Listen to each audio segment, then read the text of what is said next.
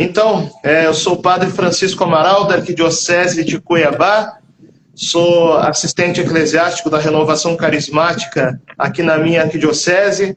Então, eu e o Cristiano estamos aqui nessa comunhão de carismas, né? E eu tenho 5 livros escritos pela Canção Nova, são 5 livros marianos, em que eu falo desde a consagração até Nossa Senhora na Bíblia, nas aparições, consagração para criança, as aparições marianas no Brasil. Nós vamos falar sobre o dogma da Imaculada Conceição, mas eu tenho certeza que vai ser um bate-papão, né, Cristiano? Vamos falar de tudo isso um pouco nessa noite. Padre, com certeza. É uma grande alegria ter o senhor conosco aí. Então, podemos dizer que o senhor é tradismático. Com certeza. Na verdade, eu não gosto muito de rótulos, né? Mas já que a gente precisa mostrar um pouco aquilo que a gente é, eu diria que o tradismático é um não rótulo. Porque o que é o tradismático no fundo? É aquele que é católico, aquele que quer abraçar tudo aquilo que a igreja tem. A igreja tem a realidade carismática, os dons do Espírito Santo, o batismo no Espírito Santo, mas tem também uma tradição de 2000 anos que nós queremos conservar, que nós queremos preservar. Então, eu diria que o tradismático, no sentido assim mais genérico, é aquele católico que quer abraçar tudo que a igreja tem. Mas, ao mesmo tempo, no sentido mais específico, é aquele que partilha desse carisma que o Papa Francisco chamava, né? A corrente de graça dentro da igreja.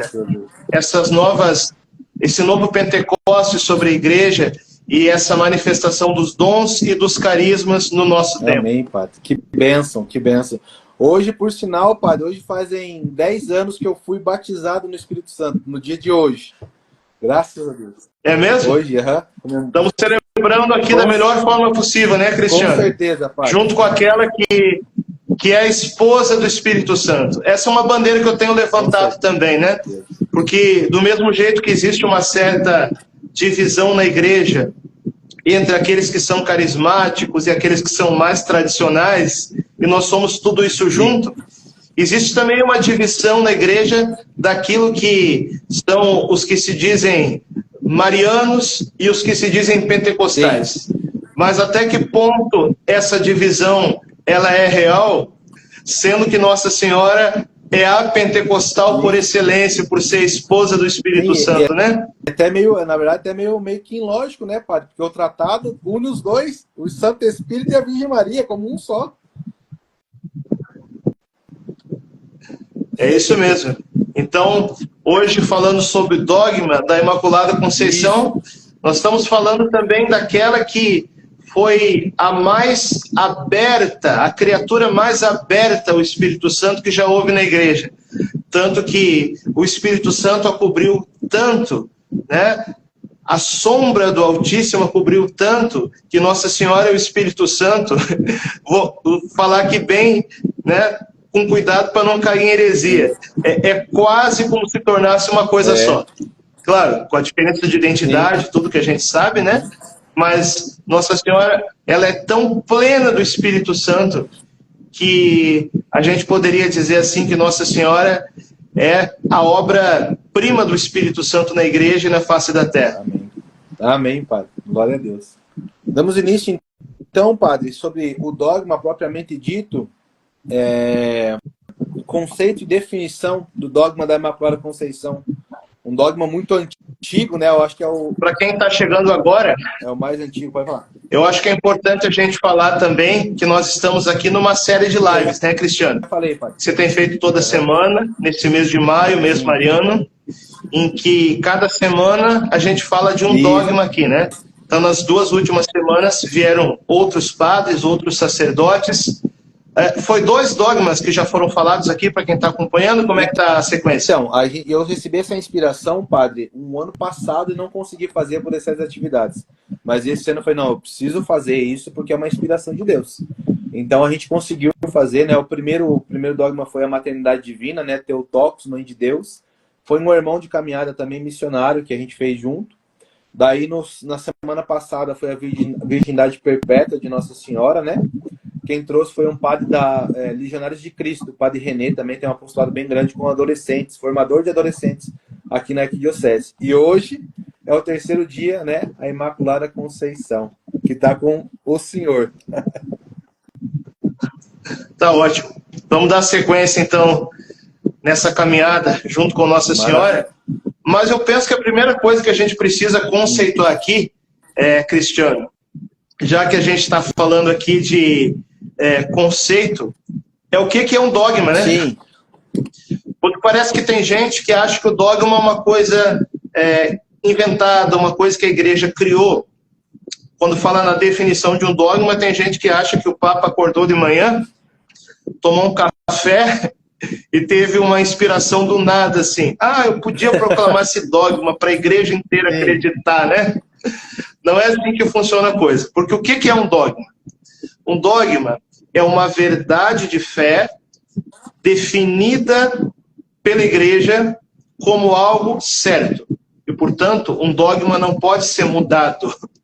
Se alguém, por exemplo, não acredita no dogma da Imaculada Conceição, ou não acredita no dogma da virgindade perpétua de Nossa Senhora, ou não acredita que a Virgem Maria, Mãe de Deus, me desculpa, você pode ser qualquer coisa, menos católico.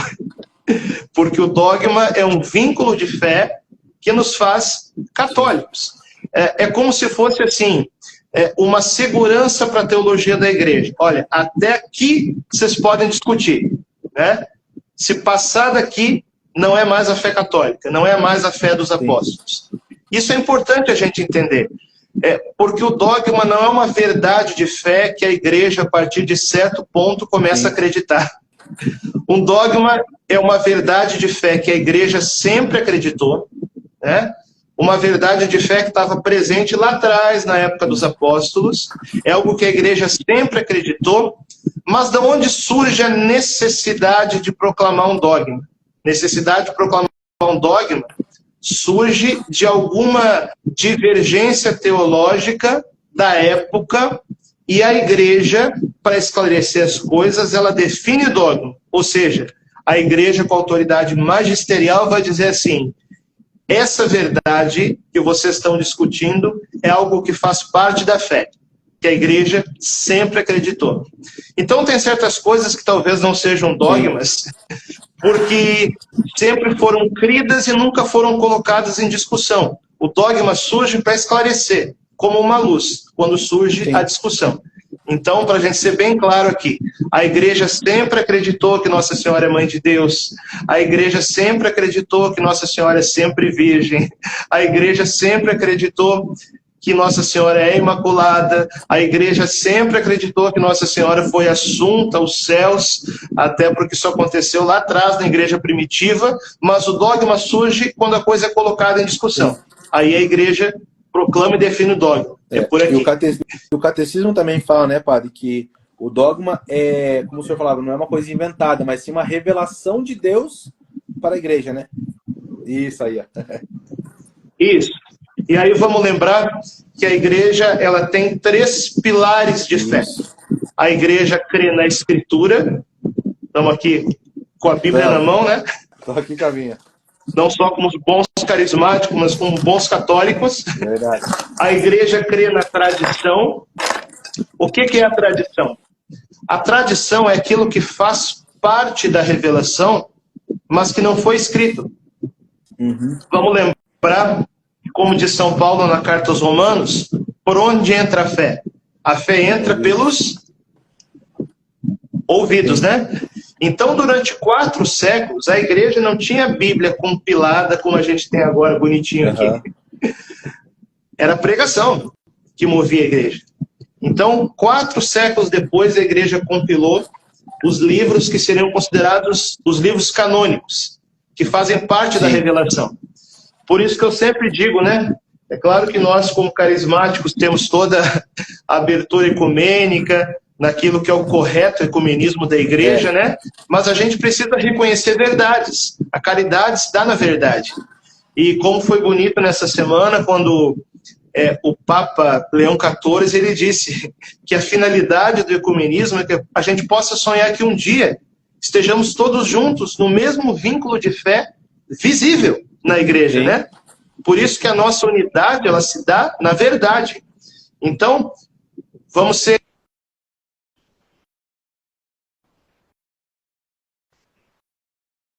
Ixi. É também uma questão de lógica, né?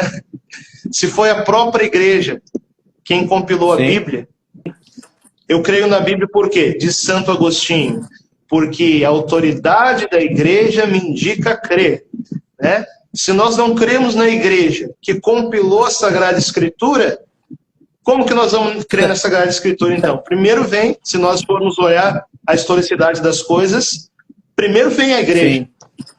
E depois vem a Bíblia, tal como nós conhecemos hoje. Então a Sagrada Escritura, ela é a palavra de Deus escrita.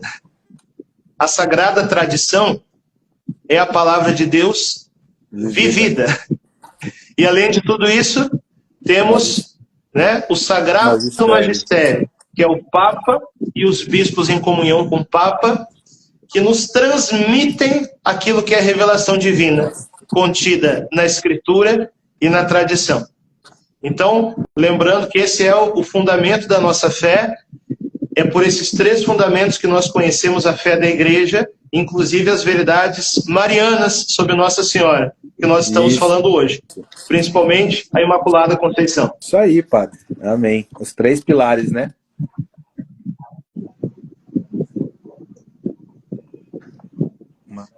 E o dogma da Imaculada Conceição, ele é relativamente recente, do ponto de vista, né, daquilo que é a história da igreja. Porque não faz muito tempo que foi proclamada. A igreja tem 2000 anos. O dogma da Imaculada Conceição foi proclamado no século XIX, no ano de 1854, pelo Papa Pio IX. E agora, olha que maravilha. 4 anos depois da proclamação do dogma, o que acontece? As aparições de Nossa Senhora em Lourdes, em 1958, quando ela aparece, diz assim: acaso não sabeis que eu sou a Imaculada? Então ali ela confirma a proclamação do dogma que o Papa Pio IX fez. É engraçado, pai, estava dando uma olhada sobre isso hoje, né, para trazer na memória a aparição de Lourdes. É como se ela viesse só para confirmar o dogma mesmo, né? Ela vem só para confirmar o dogma. Cada aparição, a gente vai falar também das aparições ao longo dessa live, né? Cada aparição, ela tem uma missão específica. Então, as aparições de Lourdes, elas fazem parte também do moderno contexto, né? Um conjunto moderno de aparições marianas, que começa ali no ano de 1830, quando Nossa Senhora, na França, revela a medalha milagrosa para Santa Catarina Labouré. Depois, também na França, 16 anos depois, em La Salette, no ano de 1846, quando a Virgem Maria dispara o alarme e começa a falar forte sobre o final dos tempos, né? Vamos falar também sobre isso. Também na França, para Melanie Maximino. Você vê que a França parece ter sido escolhida para ser esse farol mariano do século XIX da igreja, né? E depois Nossa Senhora aparece em Lourdes, aonde? Também na França, a Santa Bernadette Soubirous, no ano de 1858, 12 anos depois de La Salette. E aí, dentre uma das características, das qualidades da aparição de Lourdes, exatamente o que você falou. É uma confirmação do dogma da Imaculada e, ao mesmo tempo, uma grande súplica, né? A oração do Rosário, já que, como ela disse anteriormente, La Salette, nós estamos nos aproximando dos últimos tempos. Sobretudo, na época que viria ali, a partir de então. E as mensagens de Nossa Senhora, a maioria delas traz, né, padre? Essa insistência na resta do Rosário, penitência, conversão, mas só para a gente não avançar, padre, que tem uma perguntinha que fizeram aqui no meu Instagram a respeito do dogma. Esse dogma da Imaculada Conceição é um dogma que teologicamente vem lá de trás, lá do princípio mesmo da igreja, até cita Gênesis, Paulo já traz algumas revelações na Bíblia também a respeito do dogma da Imaculada Conceição, mas ele, de certo modo, demorou um pouco a ser proclamado, né, por questão de repente prudência dos sacerdotes da época, dos padres, dos bispos, né, ficaram meio assim, daí que Papa Pio IX que vem e chancela, não, é isso aqui. E um amigo meu então perguntou, o O que esse dogma da Imaculada Conceição impactou no curso da história da humanidade, padre? Pode repetir só a parte final, a pergunta o final? Dogma da Imaculada impactou no curso da história da humanidade. Impactou demais, porque é um reconhecimento de uma clareza teológica e de fé para nós, no seguinte sentido. A primeira questão que surge é assim: como que Nossa Senhora ela é imaculada, se pela ordem natural das coisas, todo ser humano herdou o pecado original? Vamos então entender o que é o pecado original. Tá? O pecado original não é sexo, o pecado original não é comer fruta de árvore. O pecado original é o ser humano que lá no início, no Jardim do Éden, quis se colocar no lugar de Deus, né? E aí vem a busca da felicidade fora de Deus. E aí vem a soberba de querer ser mais do que Deus, ou igual a Deus, né? Sereis como deuses, a tentação do demônio. Daí que vem a desobediência a Deus. E o ser humano querer procurar a sua felicidade fora dele. Então a gente pode visualizar o pecado original da seguinte forma: Deus deu um jardim ao ser humano. E o ser humano, ao invés de adorar Deus e ser grato por aquilo que Deus deu, quis procurar a felicidade por si mesmo, fora de Deus, tentado pelo demônio. Isso é o pecado original. Então, uma vez que a natureza humana se separa de Deus, isso vai se transmitindo de geração em geração, como se fosse uma doença hereditária. Por exemplo, quem aí entende um pouco da biologia, da medicina, sabe que existem doenças que são hereditárias, né? Que vão se transmitindo da mãe para o filho, do pai para o filho, e assim por diante. Então a gente pode imaginar o pecado, a realidade de uma doença espiritual hereditária que vai sendo transmitida hereditariamente. E que, portanto, pela ordem natural das coisas, todo ser humano nasce com pecado original. Não como uma culpa. Presta atenção nisso. A gente usa muito na teologia o termo culpa original, mas é um termo comparativo.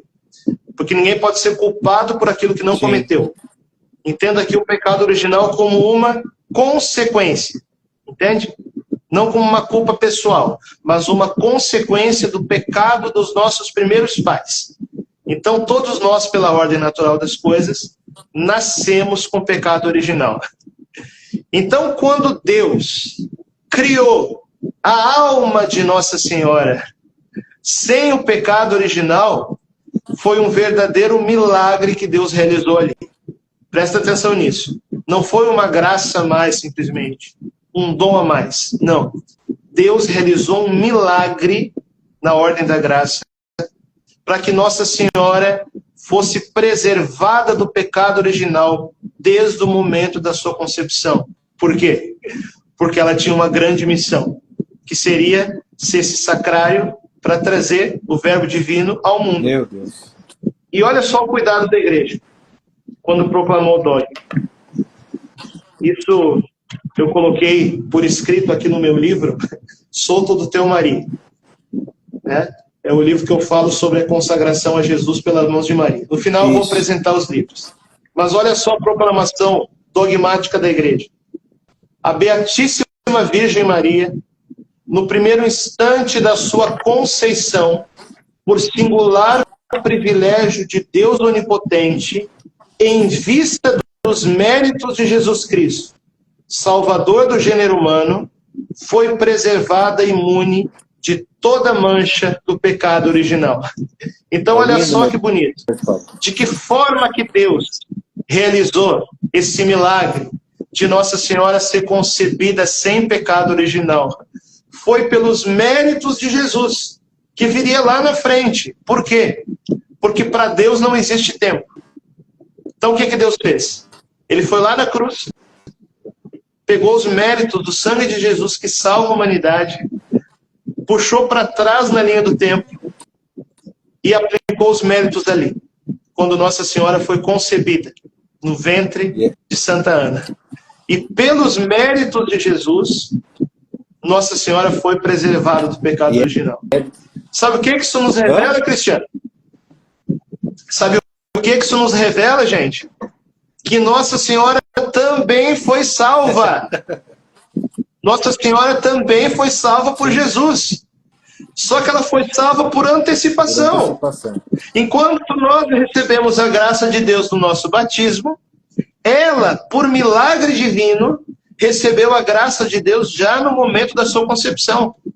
E como diz Santo Afonso de Ligório, no livro Glórias de Maria, existem duas formas de salvar alguém.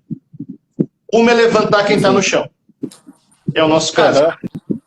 Nós, no chão, na lama dos porcos, por causa dos nossos pecados, fomos levantados por Jesus. Essa é uma forma de salvar, levantar quem está no chão. A outra forma de salvar é impedir que caia. Então Deus, por milagre, preservou Nossa Senhora desde a sua concepção do pecado. O demônio nunca botou a pata na alma de Maria. E o mais impressionante de tudo, Cristiano, isso está no Catecismo da Igreja Católica, no número 393 ou 493, um dos dois, você pode conferir aí depois. Nossa Senhora passou a vida inteira sem cometer um único pecado. Meu Deus. Às vezes a gente não pensa nisso, né? Porque a gente sabe que ela não tinha concupiscência, inclinação para o mal, mas ela tinha liberdade. Ela teve oportunidades, se ela quisesse, de negar a Deus durante a vida dela, durante sua existência santíssima. Mas ela não quis. Assim como Eva. Sim. Eva foi criada sem o pecado original e pecou por liberdade. Adão foi criado sem pecado original e pecou por liberdade. Lúcifer foi criado sem pecado original e pecou por liberdade. Nossa Senhora passou a vida inteira sem cometer um único pecado mortal. Nenhum, nada. Nem um leve movimento contrário à graça de Deus ela cometeu. Então, aí a gente vê a grandeza da santidade da Virgem Maria. Quantos pecados que a gente comete por ano, por mês, por semana, entendeu? Gente, ela passou a vida inteira sem se opor à graça de Deus em único instante. Isso é grande demais, Cristiano. É grande demais. A gente não tem noção da grandeza da santidade da Virgem Maria. É coisa de louco. Coisa de louco. E o senhor trazendo essa realidade, né, da Virgem Maria, de não conceber de não pecar, de ser pura mesmo, a gente pode aplicar, de repente, padre, aquela passagem que está em Jó, capítulo 14, versículo 4, que pode o puro sair do impuro? Não pode. Não existe isso, é inconcebível. Como que o Jesus puro do puro, santo e santo, vai ser gerado numa carne pecaminosa? Não existe, né? Vamos fazer aqui uma comparação? Vamos. Quando a gente vai na igreja, Santa Missa, tem ali o sacrário. O que é o sacrário? É um tabernáculo digno para Jesus habitar. Sim. E a igreja zela pelos materiais que usa no sacrário, né? Não pode ser uma caixinha de plástico. A mesma coisa os vasos sagrados para distribuir a comunhão. Aqui no Brasil a gente tem um pouco a mania ainda de usar, em alguns lugares, âmbulas de vidro, né? A igreja não permite isso. Sim. Primeiro, porque pode se quebrar facilmente. Depois, porque a igreja quer expressar também de modo visível, de modo externo, o zelo e a adoração por Jesus na hóstia consagrada. Por isso que a igreja, ela estabelece que o material dos vasos sagrados, por exemplo, o cálice que o padre usa para celebrar a missa, as âmbulas que os ministros usam para receber a comunhão, precisam ser de um material nobre na região. Por isso que não é exagero. As âmbulas bonitas, bem feitas, douradas, porque tudo isso nos ajuda visivelmente a adorar a Deus. A Santa Missa precisa ser um reflexo do céu. Agora vamos pensar um pouquinho. Se a gente não coloca Jesus na hóstia consagrada em qualquer lugar, se a gente não coloca, né, o sacrário de qualquer forma, sim. Por que a gente vai, né, por que a gente vai conceber que o Pai iria permitir que o seu Filho, o Verbo Divino, viesse ao mundo de qualquer jeito? Entende isso? Então, a Virgem Maria é esse instrumento Nossa Senhora, ela é esse canal, essa porta do céu imaculada, preparada como um sacrário santo para Deus vir a nós. E por isso ele a preparou desde sempre. Por isso ele a preservou do pecado original. Amém, Pai. E o senhor falando isso do tabernáculo, né, do sacrário, Paulo, até trazendo um pouco, né, de luz, Paulo também fala, lá em Hebreus 9, do tabernáculo, dos sacerdotes que entravam no templo, que Jesus entrou para ficar definitivamente, né? Isso é lindo, é maravilhoso. É maravilhoso. E aí a gente entende uma coisa, Cristiano. Tudo aquilo que Deus faz, como nos diz São Luís, no Tratado da Verdadeira Devoção, Deus, ele não muda a forma de agir. Sim. Então, se Deus, ele escolheu a Virgem Maria para gerar o corpo de Cristo na carne, também é em Maria que o Espírito Santo continua gerando os membros do corpo de Cristo, que somos nós. Deus. E por isso não existe nada que aconteça na ordem da graça. Não existe uma única graça derramada sobre os homens, como diz Santo Afonso de Ligório, que não passe pelas mãos de Maria. Todas as graças passam. E o raciocínio é muito simples. Eu lembro ano passado, quando deu... Não sei se você lembra, quando teve o PHN, deu uma polêmica de internet por causa daquela música da Colo de Deus, em que se canta, não existe nada que não passe por ela, né? Tudo que eu tenho eu consagro a ela. Aí vieram até um padre que eu gosto, que eu respeito muito, mas dizendo, né, não concordo com ele nesse aspecto, apesar de gostar muito dele, ele dizendo que não tem cabimento falar uma coisa dessas, porque é como se estivesse tirando a centralidade de Cristo, em dizer que todas as graças passam por Maria. Mas é só a gente pensar de uma forma um pouco mais simples até. Olha só, existe alguma graça que o céu derrame sobre nós que não venha de Jesus? Sim ou não? Não existe. Tudo vem de Jesus. Ele é o único salvador do gênero humano. E Jesus vem como, gente? Jesus vem por Maria. Então, todas as graças passam por Maria.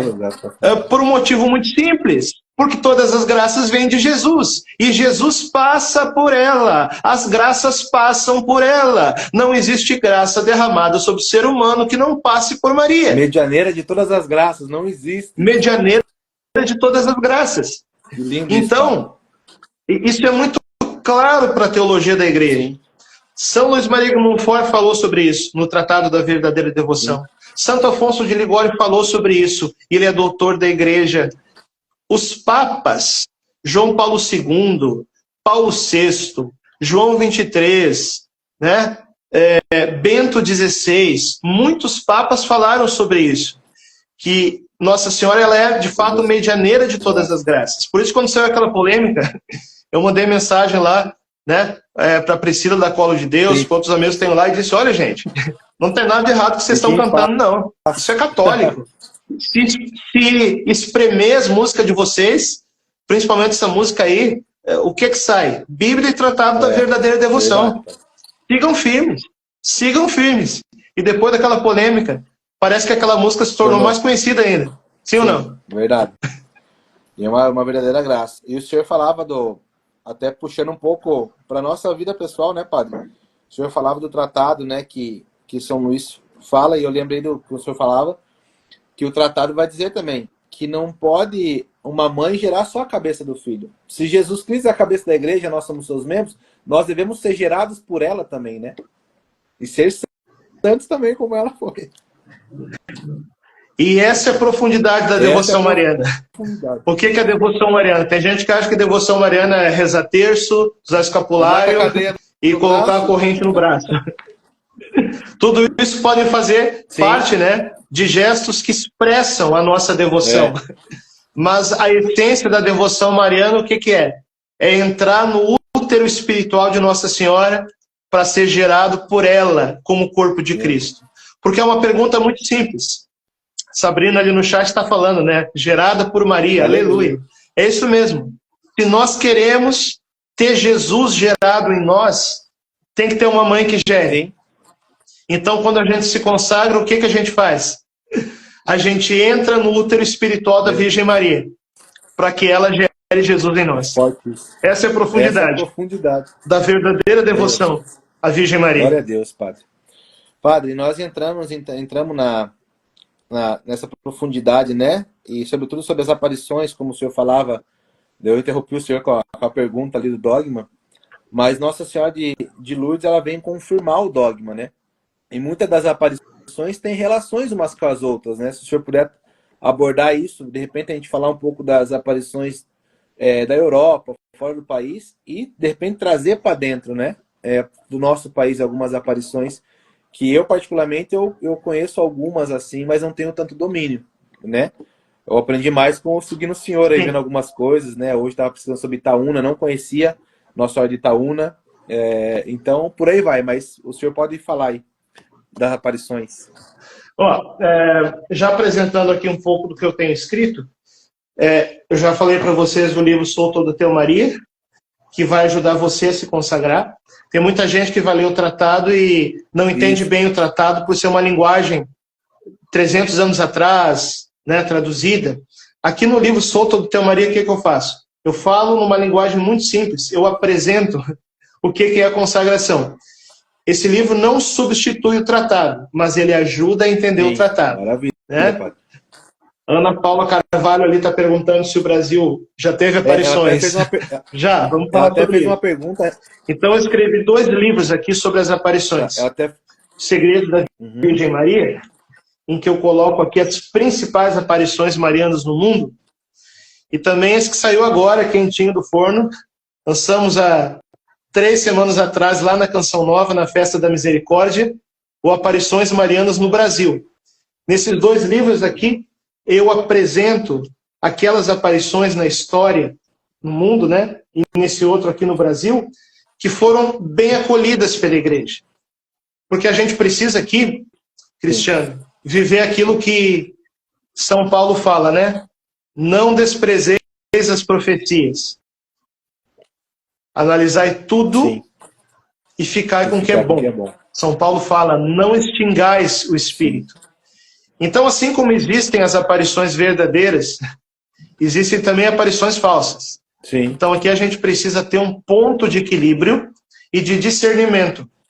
Porque a igreja, quando aprova uma aparição, ou nas diretrizes atuais, quando a igreja declara que não existe nada que impeça, o nihil obsta, não existe nada que impeça de crer, é porque a igreja estuda aquela aparição e percebe ali os sinais de uma aparição verdadeira.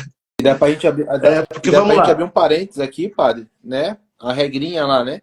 Não pode ir contra o magistério da igreja, contra a tradição e contra a Sagrada Escritura. Esse é o princípio básico, né? Para a autenticidade de uma aparição, né? E esse é o princípio básico, mas também tem outro. Sim, Vamos lá. O primeiro princípio, esse que você colocou, é o conteúdo da revelação. Por exemplo, Nossa Senhora nunca vai falar uma coisa contrária à Sagrada Escritura. Padre, Nossa Senhora nunca vai falar uma coisa contrária ao catecismo da igreja, o magistério, né? Padre, Nossa Senhora nunca vai falar uma coisa contrária à tradição da igreja. O que você ia falar? Não, porque o pessoal tá subindo aqui, ó, aonde que pode comprar o livro, mas depois o senhor fala daí, né? Gente, façam o seguinte, ó. Já vão me seguindo aí. Lá na minha bio, depois vocês vão lá na minha bio do Instagram, tem o link para vocês adquirir os livros, tá? Então, o que eu vou falar para vocês? O primeiro ponto que a igreja olha, quando estuda um caso de aparição, é o conteúdo.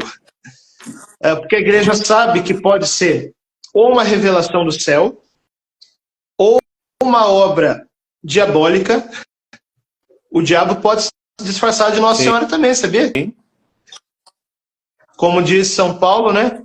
Ainda que um anjo de luz viesse falar uma coisa diferente que isso, eu ficaria com aquilo que eu recebi. Aquilo que é fé da igreja.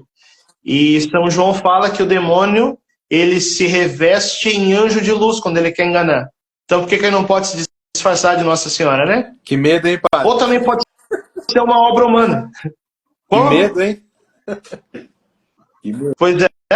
Ó, eu nunca vi Nossa Senhora, mas se eu visse uma coisa parecida, a primeira coisa que eu ia fazer é ser jogar água benta. Mas teve uma aparição, tem que ser o discernimento, né? Que eles jogaram água benta, não teve? Sim, mais de uma. Os presidentes jogaram água benta, né? Foi Medjugorje, né? Uma experiência que a Miriana teve. Mas pode seguir, pai. E aí Nossa Senhora falou assim que permitiu que naquele dia o demônio enganasse ela, no primeiro momento, para mostrar que nós estamos em combate espiritual, né? Que o demônio existe, que a gente está em combate espiritual. Então, uma aparição pode ser uma obra divina, uma obra humana ou uma obra diabólica. Sim. A obra humana se divide em dois. Pode ser tanto uma mentira, ou pode ser também um quadro psiquiátrico. Eu me formei em psicologia antes de entrar no seminário. E depois de padre, eu fiz uma pós em logoterapia e análise existencial. Legal. Então, eu sei o que eu estou falando aqui. Tem casos, por exemplo, de psicose, esquizofrenia, delírio, alucinação, histeria, em que a pessoa quer chamar a atenção sobre si mesmo, no caso de uma histeria, né? E ela pode criar aquilo para ela mesma. Aí entra o delírio, a alucinação. Então, quando a igreja vai aprovar, estudar uma aparição, tem duas comissões. Ou uma comissão integrada por dois tipos de pessoas. Por teólogos e por cientistas. Médico, psiquiatra. Sim. E se for um cientista ateu, melhor ainda.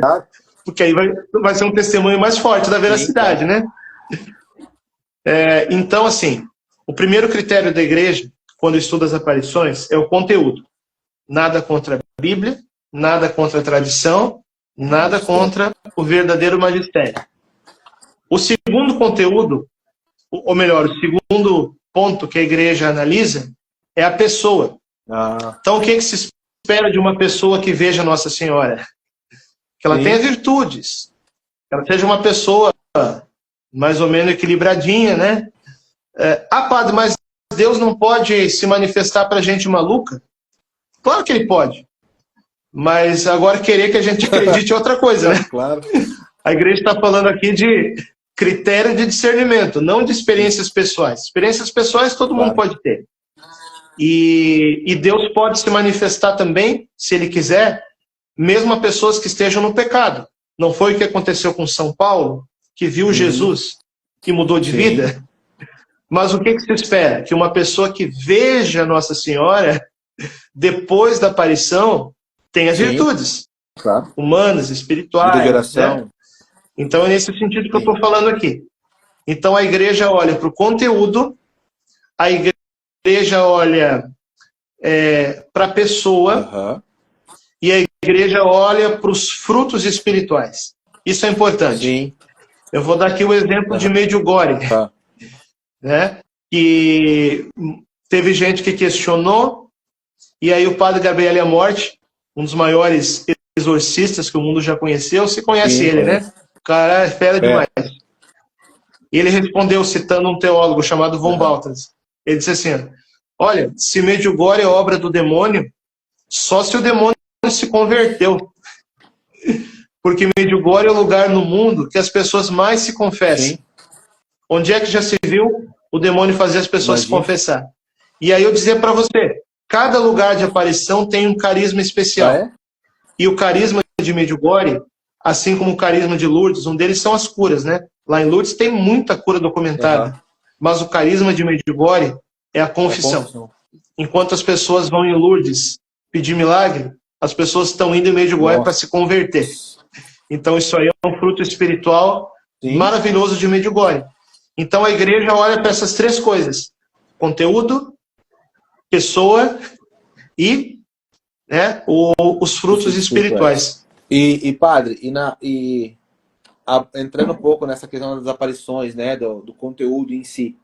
As aparições, tem muitas delas, as aparições, assim, que às vezes é meio, vamos dizer, entre aspas, pesado, assim, pra gente ouvir, tipo, Kiberro, Akita, no Japão, Kiberro na África, né?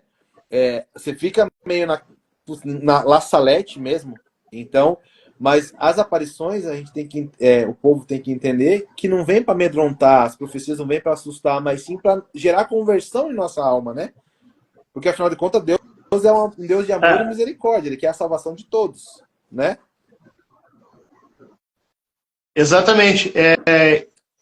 Só o testemunho ali de uma pessoa ali embaixo, ali no chat, a Vânia, né? Ela tive a graça de me confessar em Medjugorje, né? No meio da rua. Nossa. Um sacerdote colocou uma estola e me atendeu. Meu Deus. São coisas que acontecem em Medjugorje, né? Não, e o Medjugorje, padre, agora vendo essa moça testemunhar, o testemunho da Madre Jane do Instituto Hesed é meio que um fruto do Medjugorje, né? Sim, o Instituto Hesed é um fruto de Medjugorje. Eu lembro que a conversão agora, dela se deu em Medjugorje. Como é que você vai dizer que um lugar que gerou o Instituto Hesed é coisa do diabo? Entendeu? Tem como não. É um fruto espiritual, o pessoal tá maluco. E tem tradicionalista que fala isso, cara. Né? É ilógico. Mas vamos lá, padre. Pode falar. Você tinha perguntado uma coisa que eu me perdi na conversa.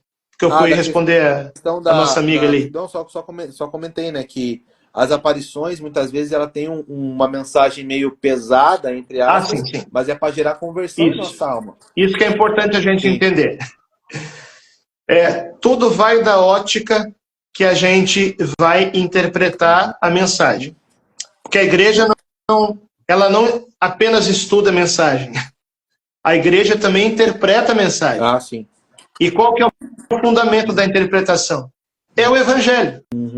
Se a gente for ver o evangelho, tem momentos e lugares que Jesus também fala coisa meio pesada, né? Desde a hora que entrou com chicote no templo, até a hora que ele falava com os fariseus, né? Que falava sobre as cidades impenitentes. Então, se a gente for olhar por essa ótica, tudo bem, Jesus também fala coisa forte. Sim, claro. Mas por que Jesus fala coisa forte? Por que Nossa Senhora fala coisa forte? Imagina um pai e uma mãe. Se vê o seu filho se perdendo. Né? Ou então, um exemplo. Eu gosto muito de comparar Deus nos olhando como crianças, né? Você tem filho, Cristiano? 7, padre. Então, imagina vocês estão passeando aí no lugar, aí daqui a pouco você vê que ele está brincando na beira de um precipício. Você não vai esticar a mão e puxar ele, mesmo que para ele, naquela hora, possa parecer um ato assim, um pouco, até que corre o risco de machucar o bracinho, uma coisa assim, mas para evitar que ele caia no precipício, ele pode achar que aquilo é um ato até assim, agressivo, né? Mas é amor. Você está salvando o seu filho. Então, Nossa Senhora não vem para nos falar de más notícias. Nossa Senhora não vem para nos colocar medo. Nenhuma mãe gosta de ver o seu filho assustado. Mas o que acontece? Nossa Senhora nos dá boas notícias. Primeira coisa, ela nos fala do triunfo do seu coração imaculado. Ela nos fala de um tempo de purificação que nós estamos vivendo. Sim. Mas é coisa boa. Como diz São Paulo, né? A criação, ela grita como que em dores de parto, na espera do novo mundo que vem. Então é como se fossem as dores de um parto, esse tempo de purificação que a gente está. É confusão no mundo, é confusão na igreja, é guerra, é pandemia, é controle social, é todo mundo meio maluco, entendeu? Né? Mas tudo isso o que é? São as dores de parto de um mundo novo. É algo bom. Uma mãe que vai ter um filho dói, mas ela está feliz porque ela sabe que está concebendo uma nova criação. E Nossa Senhora, em meio àquilo que o mundo está passando, ela está gerando um mundo novo. Ela está nos gerando homens novos, mulheres novas, para habitar uma nova terra. E ela mesmo fala assim, que em Fátima, né? Por fim o meu coração imaculado triunfará e será dado ao mundo um tempo de paz. Então as turbulências que a nossa geração está vendo é a purificação para nós entrarmos em um mundo novo. Por isso que é revelação boa, é boa notícia, é evangelho. Sim. E quando a mãe ela fala coisas que não são agradáveis, não é porque ela quer assustar, é porque ela quer nos proteger para que a gente não caia no abismo, né? Por exemplo, o que ela falou em Fátima, 1917? Que a Primeira Guerra Mundial ia terminar. Mas se o mundo não se convertesse, teria uma guerra pior. E veio a Segunda Guerra Mundial. Quem que provocou a guerra? Foi Deus? Foi Nossa Senhora? Não. Foram os homens, que à medida que se afastam de Deus, destroem a si mesmo. Verdade, pai. Então é nesse sentido que a gente precisa interpretar as profecias marianas. E aqui eu preciso fazer uma declaração também, Cristiano. Fique à vontade, pai. Tem muita gente fazendo sensacionalismo na internet, viu? Com certeza. Não. Os caras pegam, por exemplo, uma pregação minha, fora de contexto, né? Faz um corte ali, coloca um título sensacionalista, como se o mundo fosse acabar semana que vem. Não. E as pessoas vão ficando assustadas. E é bom o senhor, de repente, salientar também, porque fim do mundo é diferente de finais dos tempos, né? Exatamente. Hoje eu falei pra minha sogra, fui almoçar com ela lá, falei, hoje o padre vai estar, de repente, falar dos finais dos tempos. Daí ela me olhou, assim, eu olhei pro meu sogro, mas é porque o falar dos finais dos tempos gera uma certa apreensão das pessoas, assim, um constrangimento, porque a gente associa que é uma coisa ruim, né? Mas não é. Não é, na verdade não é. Mas é por conta desse alarmismo que o senhor mesmo está falando. As pessoas às vezes não têm uma prudência e vão falando, né? Mas pode prosseguir, pai. Exatamente. Vamos falar no sentido teológico da coisa. Depois a gente fala no sentido específico para o nosso tempo. O final dos tempos, sabe quando começou? Quando Jesus veio. Ali já é final dos tempos. Né? Porque diz a carta aos Hebreus, quando chegou a plenitude dos tempos, carta aos Hebreus não, a carta aos Gálatas, né, de São Paulo. Quando chegou a plenitude dos tempos, Deus enviou o seu filho nascido de mulher. Então ali começou o fim dos tempos. O fim dos tempos, no sentido genérico, ele começa na primeira vinda de Jesus e vai até o juízo final. Mas agora a gente pode falar no fim dos tempos, no sentido mais específico, que não quer dizer o fim do mundo, mas quer dizer uma mudança de era, uma mudança de época. Por exemplo, quando aconteceu o dilúvio, aquilo ali foi o fim dos tempos para eles. Sim. Mas não foi o fim do mundo. Foi uma purificação. O mundo foi purificado e Deus criou um mundo novo. Foi a primeira purificação do mundo. Sim. Agora, a gente pode falar de uma purificação que está acontecendo e que nos prepara para entrar nesse tempo de paz, que é o triunfo do coração imaculado de Maria. Isso é fim dos tempos para nós. É o final de uma era e o início de uma era nova, de um mundo muito melhor. Então, quando a gente vai entendendo essas coisas, a gente vai vendo que o que Nossa Senhora fala não tem nada a ver com o fim do mundo, não tem nada a ver com sensacionalismo, não tem nada a ver... Porque o que acontece na internet? Você pega um corte de pregação, de vídeo, coloca uma frase ali assustadora, como se todo mundo fosse morrer na semana que vem, e aquilo dá like. Nada na internet dá tanto like, Cristiano, do que catástrofe. Então, infelizmente, tem muita gente se aproveitando desse assunto. E aqui eu preciso falar isso para que a gente entenda que existe uma forma séria, uma forma católica, uma forma serena, uma forma tranquila de falar sobre tudo isso. O irmão aqui perguntou aqui, padre, o Correia, haverá 3 dias de trevas. Eu já estou comprando velas. Então, vamos entender isso com o equilíbrio das coisas. A escatologia, o falar dos últimos tempos, da purificação que seja, é um aspecto do Evangelho. Verdade. Existem todos os outros aspectos do Evangelho. O amor, a misericórdia, a vida espiritual, o perdão, a vida comunitária, enfim, eu podia listar 1000 coisas. O problema é que tem gente que se foca em um aspecto do Evangelho e esquece os outros. E aí a pessoa fica o dia inteiro meio doida, falando em 3 dias de treva e pensando em catástrofe, não sei o que, entendeu? Esquece, por exemplo, não vos preocupeis com amanhã. Esquece do não tenhais medo. esquece do amor e da misericórdia como foco da vida cristã.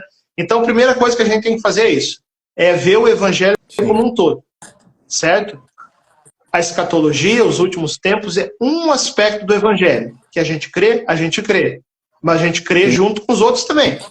Isso nos dá leveza de saber que a vida cristã é a vivência do amor. Claro. E que no juízo final, que seja, como diz São João da Cruz, nós seremos julgados pelo amor. E por aquilo que a gente buscou, claro. Sim.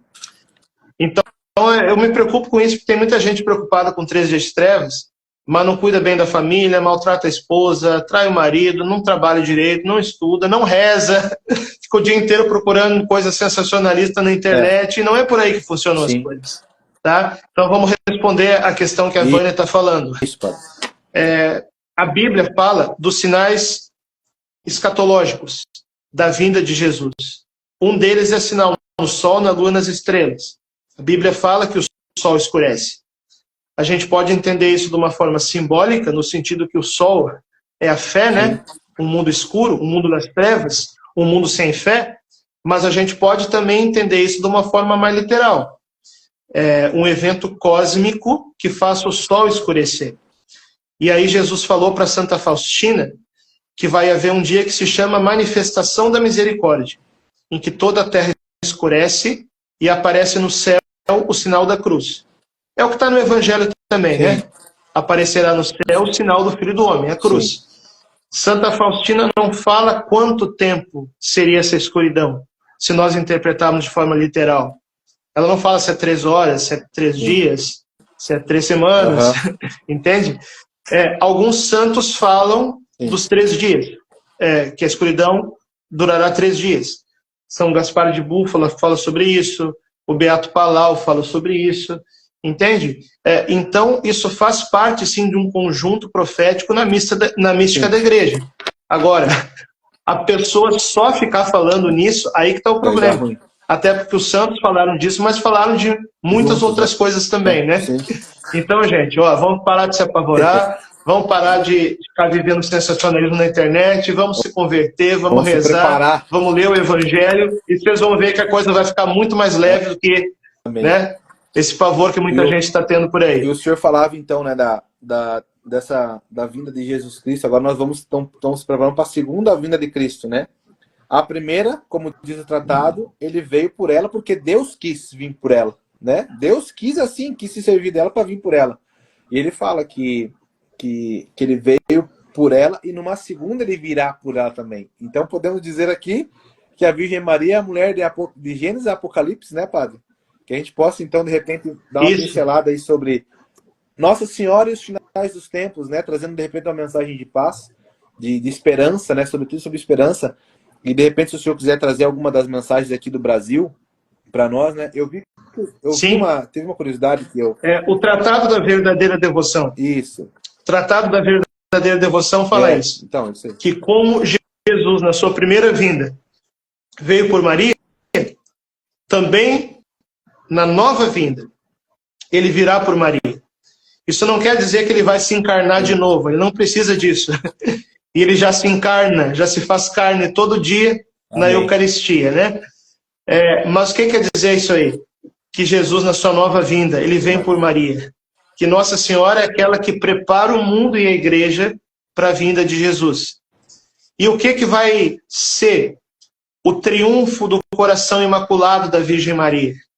Esse novo Pentecostes sobre a igreja, né? Que vai preparar o mundo e a igreja para a vinda de Jesus. Então é nesse sentido que Jesus vem por Maria. E ela está nos preparando para isso. Como você falou, inclusive em algumas aparições aqui no Brasil. Padre, tem um sacerdote na live, assistindo a live conosco. A Sabrina está falando. Temos mais um padre aí. Padre Júlio? Sua bênção, Padre Júlio. Bênção, padre. De onde o senhor é? Coloca para nós aqui. Alegria, temos mais um sacerdote junto conosco. Padre, então, o senhor falando essa onda do avivamento que tem lá na Canção Nova mesmo, tem uma profecia do avivamento no qual eu vou todos os anos. Esse avivamento a gente pode entender como esse despertar que fala nas aparições das pessoas, da consciência e tudo mais, ou não? Com certeza. Qual que é a ação do Espírito Santo em nós? A ação do Espírito Santo é nos converter. Sim. E para isso o Espírito Santo nos leva ao arrependimento. Esse é o verdadeiro fruto do batismo no Espírito Amém. Santo. O arrependimento Sim. é mudança de vida. O arrependimento é Tem gente que acha que é repousar no Espírito, que é dom das lágrimas. Tudo isso Deus pode fazer Com também. Certeza. Mas o fruto objetivo do batismo no Espírito Santo é o arrependimento e a mudança de vida. Então, quem é o Espírito Santo? Qual que é a ação da pessoa do Espírito Santo? É iluminar nossa consciência para que a gente se arrependa dos pecados e mude de vida. Isso é o avivamento. Glória a Deus. Entendido da forma essencial, né? Da sua essência. Agora Nossa Senhora fala, e ela fala sobre isso em várias aparições, inclusive nas locuções interiores ao Padre Gobi, do movimento sacerdotal mariano, que já está, né, em processo de beatificação. Nossa Senhora fala que haverá um dia que ela chama de iluminação das consciências, que eu diria que vai ser o ponto forte do avivamento. E que o Espírito Santo ele vai como que descortinar diante de nós a nossa realidade para nós mesmos. Em que todas as pessoas da Terra vão receber essa iluminação das consciências ao mesmo tempo. Nossa. E a gente pode até imaginar como é que vai ser e o que o mundo vai dizer, né? Foi uma alucinação coletiva, que foi um fenômeno cósmico, que foi ET, que foi disco voador, vai ter maluco para tudo, né? Mas Nossa Senhora fala que vai ter essa iluminação das consciências, que o próprio Deus, num momento de graça, vai iluminar as consciências de todas as pessoas, inclusive daqueles que não acreditam. E a gente vai ver a nossa própria alma com os olhos de Deus. Então, todo esse avivamento que nós estamos vivendo é um avivamento que é um processo que vai acontecendo na igreja, né? E que já começou. Eu sei que tem muita confusão na igreja, mas o avivamento já começou. Mas o ponto alto desse avivamento vai ser o quê? Essa iluminação das consciências. Que Nossa Senhora fala que vai ser um novo Pentecostes mundial. E que muita gente vai se converter nisso aí. Claro, vai doer. Imagina, Cristiano, você vendo aí os seus piores pecados com os olhos de Deus, como é que vai Maria, ser? Me defenda. Vai doer demais, com cara. Certeza, pai. Mas Nossa Senhora fala que depois desse dia, a gente vai amar muito mais a Deus. É forte demais, pai. Porque a gente vai entender de maneira espiritual, né? O que é o pecado, o mal que o pecado faz em nós. E no fundo, o que é o pecado? É uma falta de amor a Deus, né? Verdade. Ó, o padre respondeu aí, padre, embaixo, ó. Deus abençoe. Padre, um prazer escutá-los. É Padre Júlio o nome dele, né? Padre Júlio. Sua bênção, Padre Júlio. Reze por nós aí. Reze pelo senhor aqui de Cuiabá também. Padre, então, pra gente... Eu vi ontem o senhor tinha mandado o link da live do lançamento do senhor lá do livro novo, agora, da Aparições de Maria no Brasil, né? Vai falar de Simples, de Campinas, que eu não sabia que era Nossa Senhora das Lágrimas, Itaúna, Congonhal, e o senhor falou uma coisa lá de Aparecida, que eu não sabia, padre, e eu fiquei muito feliz em saber. Qual é a Simples é uma mensagem de esperança, né? Pelo que o senhor falou lá no que eu vi lá. Aparecida, qual é a mensagem de Aparecida? Eu achei muito interessante, de repente, trazer para o pessoal aqui. Onde está a mensagem de Nossa Senhora Aparecida? Tem gente que pensa que Aparecida não tem mensagem, né? Ah, não teve aparição, não tem locução, então não tem mensagem. Mas tem. A mensagem é a própria imagem. É forte, né? Aí a gente pode lembrar do contexto histórico, né? Porque o que é a imagem de Aparecida? É uma imagem de Nossa Senhora, sim, da Imaculada Conceição, escurecida pelas águas. Então, ali, olha só. A imagem, ela tem vestes europeias, portuguesas. A cor da pele é a cor negra.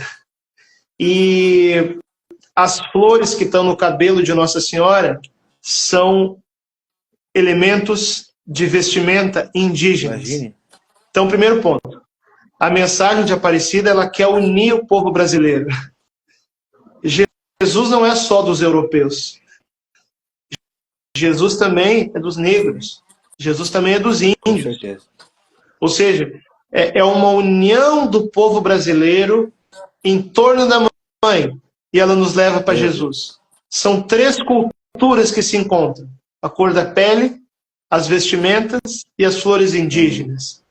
A imagem negra mostra a mãe que se compadece dos filhos.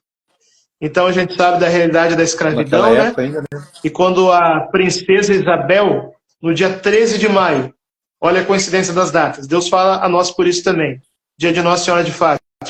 Quando a princesa Isabel colocou em risco o trono dela para libertar os escravos, ela escreveu numa carta que está lá no museu em Aparecida. Ela escreveu assim, que se ela perder o trono, Nossa Senhora governaria o Brasil. Quem que governa o Brasil, então? Isso é profundo demais, cara. Meu Deus do céu. Se a princesa Isabel perdesse o trono por querer libertar os escravos, quem governaria o Brasil é Nossa Senhora. Salve Maria. Então é Nossa Senhora que governa a nossa nação, Cristiano. Glória a Deus. Dá um salve Maria aí, pessoal. Você que está assistindo essa live, pelo amor de Deus. Nossa Senhora. Padre. Ó, Bruno ali. Deus abençoe, Bruno. Padre, E ó, pode falar, Padre. Tem mais coisa Pode ainda. falar, manda lá. Aparecida, não acaba por aqui não. A imagem é quebrada. Ela veio quebrada, né? A cabecinha e o corpo. Aí uma pergunta que eu faço. Será que isso aí não fala da divisão do povo brasileiro? Que historicamente é um povo dividido? Hoje a gente tem muito a questão da polarização política, demais, né? Mas na história do Brasil sempre houve uma divisão entre aqueles que detêm o poder e o povão. Sempre houve. Então, será que Nossa Senhora, na mensagem da imagem de Aparecida, não significa que ela quer unir o Brasil? Fica aqui a pergunta. É forte, hein, Padre? Claro, em torno dela e de Jesus. Não, e o senhor falando isso, eu lembro de novo do tratado. Que a mãe, ela quer sempre reconciliar os filhos, né? No tratado, ela aborda a nossa pessoa com a pessoa de Jesus. Mas aqui eu acho que dá para aplicar também, né, Padre? A mãe quer ver sempre os filhos juntos, reunidos, né? É lindo demais. Alegria da mãe. Né? Imagina a tristeza de uma mãe que vê um filho brigar com o outro, matar o outro. A alegria da mãe é ver os filhos reunidos, né? Na casa dela, na casa de Maria. É forte demais. Padre, para nós já se encaminhando para o final, né? Não sei como está o tempo do senhor, a gente já deu 1 hora de live, mas eu particularmente, eu acompanho algumas coisas, né? Eu gosto muito desse tema, Os Finais dos Tempos. Desde antes da minha conversão, Padre, eu lá com 15 anos, eu achava que o mundo ia acabar em 2000, né? Eu sempre gostei muito desse tempo, então eu sempre pesquisei algumas coisas, mas lógico que sem prudência nenhuma. Depois que eu me converti, né, hoje fazendo 10 anos, eu pude acompanhar algumas vezes Nossa Senhora de Anguera. Eu não sei o que o senhor pensa, o que o senhor acha a respeito disso. Eu também vi, aprendi, para mim, o reconhecimento da igreja sobre uma aparição era diretamente do Vaticano, mas pelo que eu vi, alguns vídeos do senhor, não é somente assim, pode ser reconhecido pela igreja local somente, né? No caso da diocese, arquidiocese. Então tem essa divisão também, e sobretudo a Anguera, que o senhor possa, de repente, dar uma pincelada para nós aí, sobre. Sim. Ó, eu coloquei aqui no livro, Aparições Marianas no Brasil, 4 aparições propriamente ditas. Aparecida não é uma aparição, uma mariofania, uma manifestação de Maria na imagem, né? Aparições propriamente ditas aqui no livro, coloquei 4, que são as aparições de Campinas, que é a Nossa Senhora das Lágrimas, né? Que muita gente conhece.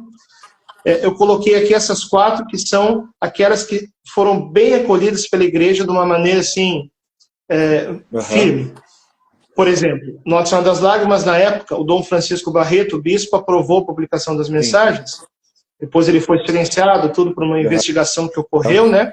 E hoje a igreja local de Campinas, olha só que maravilha, está discutindo já a abertura do processo de beatificação da irmã Vale. que foi quem teve as aparições, Graça. né?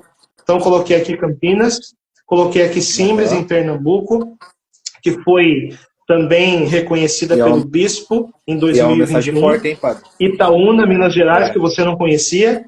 Você já tem o livro, Cristiano? Tenho, padre. Eu fui atrás hoje, aqui perto de casa tem um lugar que vende. E eu acho que vou adquirir, para dar uma olhada. Porque eu fiquei bem curioso sobre a Aí aqui eu coloco também Itaúna. No Brasil, assim, eu fiquei bem curioso para me inteirar mais. Porque é o nosso país, né, padre? Teve uma irmã ali, lá no começo da live, ela perguntou por que não está tendo mais tantas aparições de Nossa Senhora. Ela comentou embaixo, tem aparições no Brasil? O senhor respondeu, tem aparições no Brasil. Né? Mas como que não tem? Imagina se tivesse, né? Verdade. Itaúna, Minas Gerais, 1955, que foi bem acolhida pela igreja local. Eu coloco aqui, inclusive, os pronunciamentos do bispo, né? E também Congonhal, também em Minas Gerais. Você viu como Nossa Senhora ama São Paulo e Minas Gerais, né? Hein, tem algum mistério aí nessa terra. Congonhal, em 1987, que também foi bem acolhido pela igreja local. Mas assim, eu coloquei essas 4, mas eu estudei mais de 40 aparições no Brasil. Algumas eu até queria colocar, mas eu não vou me antecipar aquilo que é o juízo da igreja, né? Entre elas, a aparição de Anguera, que eu particularmente acredito, inclusive já estive lá, mas que a igreja local ainda não tem uma definição concreta. Mas estão acompanhando, né, padre? Então aqui eu quis colocar somente aquelas que a igreja já tem uma definição concreta. Mas está sendo acompanhada, né? Está sendo acompanhada. E aqui a gente tem que também distinguir bastante assim, a situação em cada lugar, né? Essas 4 que eu coloquei aqui já acabaram, já terminaram. A igreja tem boa documentação já sobre elas.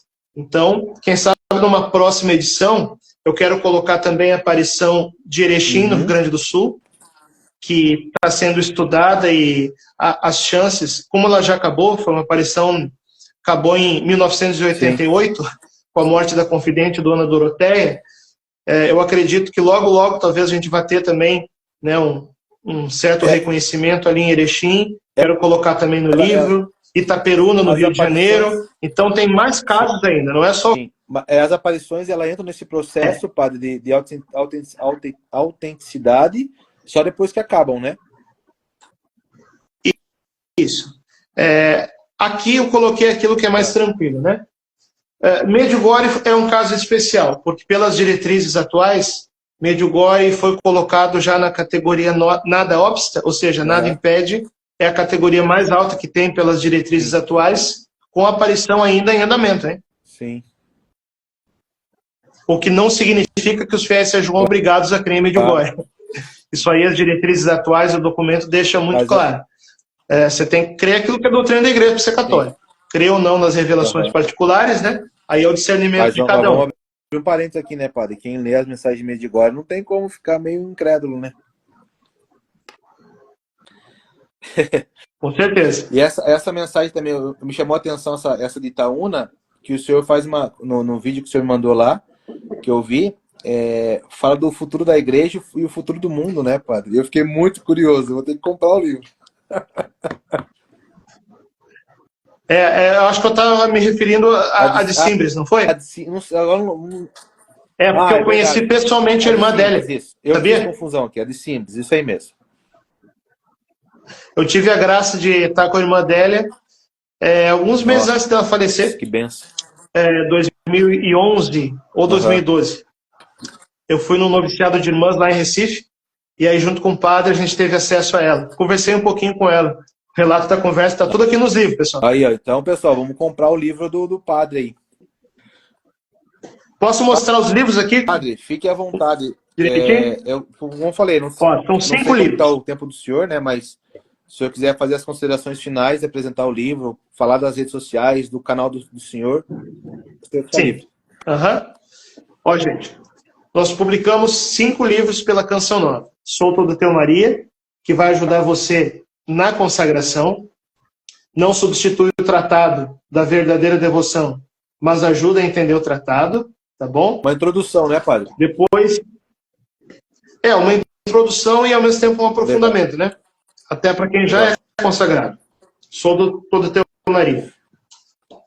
Os Segredos da Virgem Maria, que eu falo aqui de Nossa Senhora na Bíblia, tanto no Antigo como no Novo Testamento. Como assim, padre? Nossa Senhora no Antigo Testamento é através das profecias, né? Uma virgem conceberá, e também das pré-figurações. Os santos padres da igreja, isso eu não estou inventando, gente, os santos padres da igreja, eles liam o Antigo Testamento encontrando símbolos de Nossa Senhora lá. Então, Nossa Senhora, que é simbolizada pela árvore da vida, pela arca da aliança, pela própria arca do dilúvio, né? Arca da salvação, que é a igreja, que é Maria, as santas mulheres, as rainhas, a Gebirá, a rainha mãe de Israel. Então, aqui eu coloco Nossa Senhora no Antigo Testamento, no Novo Testamento, também que ela apresenta o seu filho e diz: fazei tudo o que ele vos disser, e eu coloco aqui as principais aparições marianas no mundo da história da igreja, tá? Nesse segundo livro, Segredos da Virgem Maria.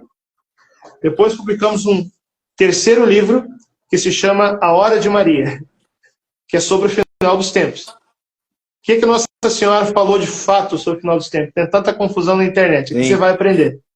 A Hora de Maria, as profecias marianas para o fim dos tempos. Lançamos um tratado da verdadeira devoção para as crianças, conhece esse? Vou falar, padre, que é a partir de 7 anos, né? Isso. Eu e a Sara Sabará, do Canção Nova Kids, escrevemos juntos, para crianças de 7 a 12 anos. Que bênção. Então, aqui, você vai poder dar de presente para os seus filhos, netos, sobrinhos. Quando Nossa Senhora aparece, geralmente é para quem? É para criança, né? Por que não, então, consagrar nossas crianças a Nossa Senhora? E o nosso lançamento desse mês, que é Aparições Marianas no Brasil. Aqui você vai encontrar aquelas manifestações de Nossa Senhora no nosso país que foram bem acolhidas pela igreja local. Então, coloco Aparecida, como eu falei para vocês, é uma mariofania, não uma aparição.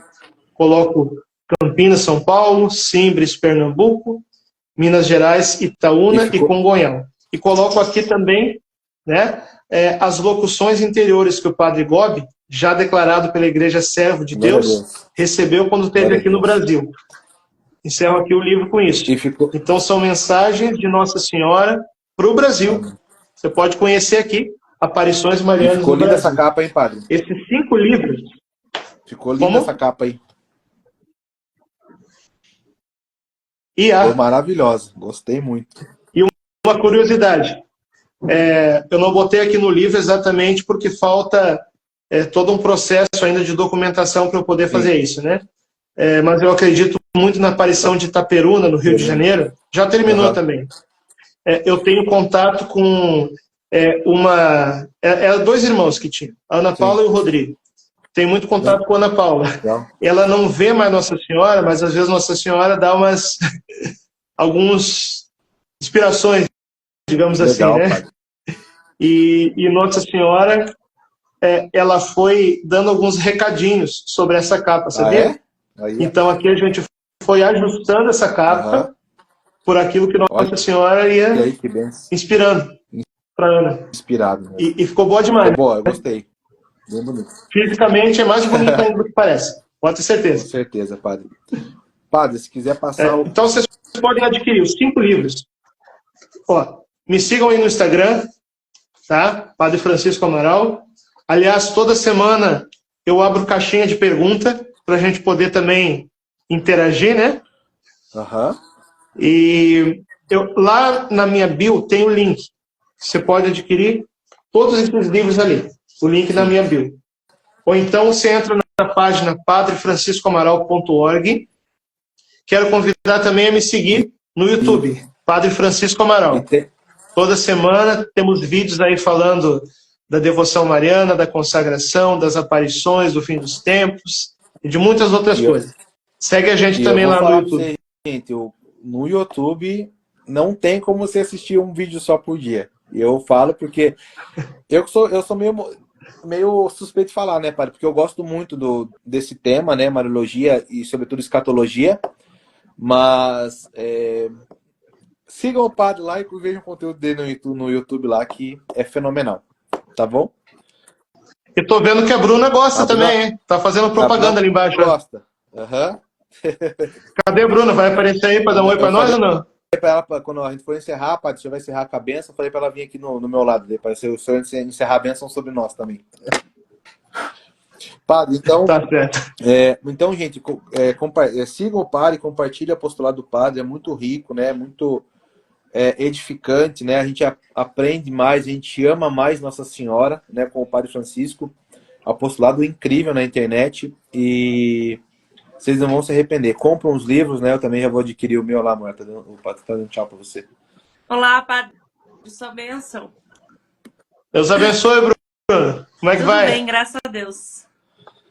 Ela é acostumada a ficar atrás das câmeras, padre. Hoje, quando ela fica na frente, ela fica meio envergonhada. E o pessoal, padre, dos seguidores do senhor também, se quiserem me seguir, o meu apostolado não é aquelas grandes coisas, né? Mas a gente procura evangelizar na internet também. Criamos essa série de lives aí. Semana que vem vai ter a 4ª live para encerrar com chave de ouro. Eu quero ver se eu consigo também um sacerdote, uma bênção também, como foi o senhor, como foi o padre René também. Para a gente encerrar, então, aqueles que querem me seguir, cristiano.oliveira.am, né? Será um prazer ter vocês conosco, que são seguidores do Padre Francisco. Padre, considerações finais? Essa live vai ficar salva? Eu salvo a live, padre, com o dogma, né? Ele coloca alguma inscrição ali e coloco... como que o senhor colocou? Esqueci o nome da palavra agora. Colaborado com o senhor dele. Collab, né? Coloca lá com collab com o senhor. Isso. Não esquece de marcar collab, porque eu quero essa live no meu feed também. Pode deixar que eu marco o senhor lá sim. Considerações finais, padre, para a gente encerrar? Vamos deixar que Nossa Senhora mesmo faça as considerações, né? Quero fazer essa oração, pedindo, Mãe Santíssima, que a Senhora possa entrar em todas as casas, em todos os corações, em todas as famílias que estão acompanhando essa live, para que a Senhora possa cobrir com teu manto as nossas casas, as nossas vidas, e a Senhora possa fazer jorrar do teu coração imaculado uma chuva de graça sobre nós na noite de hoje. Ave Maria, cheia de graça, o Senhor é convosco. Bendita sois vós entre as mulheres e bendito é o fruto do vosso ventre, Jesus. Santa Maria, Mãe de Deus, rogai por nós, pecadores, agora e na hora de nossa morte. Amém. Senhor esteja convosco. No meio de nós.